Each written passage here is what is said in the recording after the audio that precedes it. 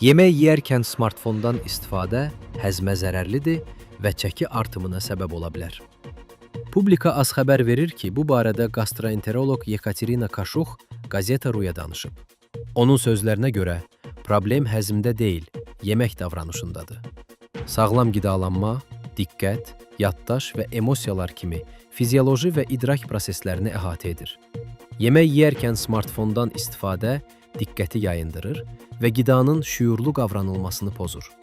Bu, istehlak edilən qidanın miqdarı və keyfiyyəti barədə məlumat olmadan avtomatik yeməyə gətirib çıxarır ki, bu da həddindən artıq yeməyə və çəki artımına səbəb olur. Qəlyanaltı vaxtı ekran qarşısında yemək xüsusilə zərərlidir. Çünki bu, yüksək kalorili qidaların nəzarətsiz istehlakına gətirib çıxarır.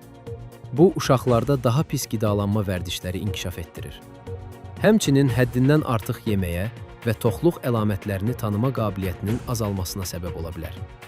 Ekran qarşısında yemək yemək, ailələri birlikdə yemək kimi vacib ritualdan məhrum edir ki, bu da emosional əlaqəyə və sağlam qidalanmaya mənfi təsir göstərir.